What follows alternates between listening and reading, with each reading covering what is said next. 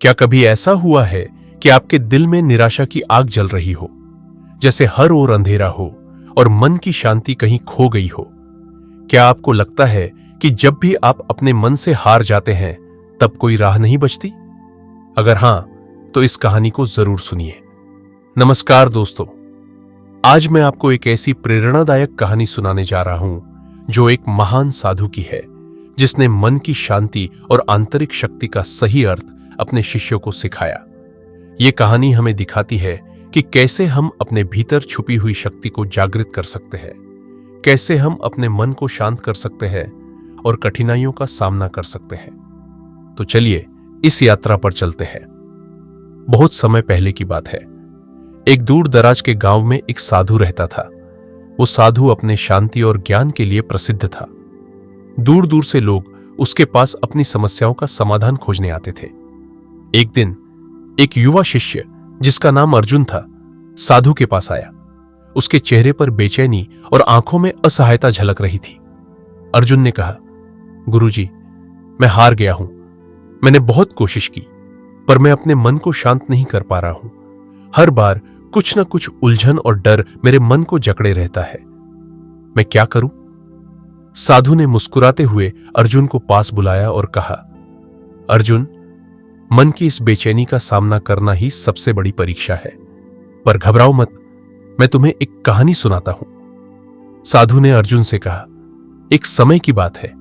एक युवक अपनी समस्याओं से परेशान होकर एक महान साधु के पास गया। युवक ने कहा, गुरुजी, मैं अपने जीवन में इतने संघर्षों से गुजर रहा हूं कि मुझे लगता है जैसे सब कुछ मेरे खिलाफ हो रहा है।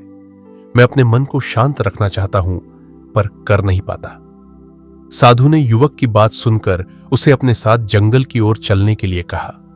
रास्ते में साधु ने युवक से कहा, अपने साथ एक कटोरी पानी ले आओ। युवक ने ऐसा ही किया। जब वे जंगल में एक नदी के किनारे पहुंचे, साधु ने युवक से कहा, अब इस पानी में एक मुट्ठी नमक डालो। युवक ने नमक पानी में डाल दिया। फिर साधु ने उसे पानी पीने को कहा। जैसे ही युवक ने पानी का घूंट लिया, उसने अपना चेहरा सिकोड़ लिया और बोला, गुरुजी, ये तो बहुत कड़वा है। साधु ने मुस्कुराते हुए कहा, ठीक है, अब चलो मेरे साथ। वे दोनों आगे चले और साधु ने युवक को उस बड़े नदी के किनारे रुकने के लिए कहा। फिर साधु ने उस युवक से कहा, अब इस नदी में एक मुट्ठी नमक डालो। युवक ने ऐसा ही किया। साधु ने कहा, अब इस पानी को पीकर देखो। युवक ने एक घूंट लिया और मुस्कुराते हुए बोला, गुरुजी, ये तो बिल्कुल मीठा है, इसमें कड़वाहट का नामो निशान नहीं है। साधु ने गंभीरता से युवक की ओर देखा और कहा, बेटा, जीवन के दुख और कठिनाइयां नमक की तरह ही है।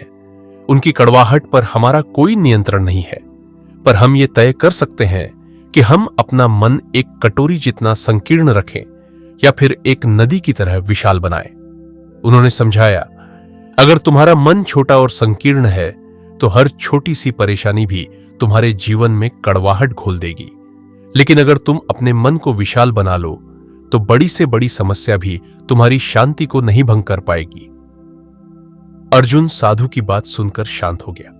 उसने महसूस किया कि उसके मन की सारी बेचैनी इसीलिए थी क्योंकि वह उसे एक कटोरी जितना संकीर्ण बनाकर सोच रहा था। साधु ने उसे दिखाया कि अपनी सोच और अपने दृष्टिकोण को विशाल बनाकर कैसे हम अपने मन की शांति को पा सकते हैं। यह कहानी हमें यह सिखाती है कि जब भी जीवन में परेशानियां आए तो अपने मन को विशाल बना लीजिए। समस्याएं वहीं रहेंगी, पर हम उनसे उबरना सीख सकते हैं। हमेशा ध्यान रखिए कि यह जीवन हमें इसलिए मिला है कि हम इसे संकुचित नहीं बल्कि विशाल दृष्टिकोण से देखें। तो अगली बार जब भी आपको लगे कि आपके मन में घबराहट या डर भर गया है, खुद से पूछिए, क्या मैं इसे एक कटोरी बना रहा हूं या एक नदी? हमेशा अपने मन को विशाल बनाइए, अपने दिल को बड़ा रखिए और जीवन को उसी नजरिए से देखिए। दोस्तों, अगर आपको इस कहानी से कुछ सीखने को मिला है तो इसे अपने दोस्तों के साथ जरूर साझा करें। हमेशा अपने मन को शांत रखें और याद रखें, जीवन की हर परिस्थिति को स्वीकारना ही सच्चा आत्मज्ञान है। दोस्तों, अगर आपको यह कहानी पसंद आई हो और आपने कुछ नया सीखा हो तो इस वीडियो को लाइक और शेयर करना न भूलें ताकि यह संदेश और भी लोगों तक पहुंचे। हमारे चैनल को सब्सक्राइब करें और बेल आइकन दबाएं ताकि आप आने वाले नए वीडियो मिस ना करें। याद रखें, आत्म सुधार का सफर एक दिन में पूरा नहीं होता, हर दिन एक नया कदम है। तो आइए मिलकर इस यात्रा में आगे बढ़ते हैं। धन्यवाद।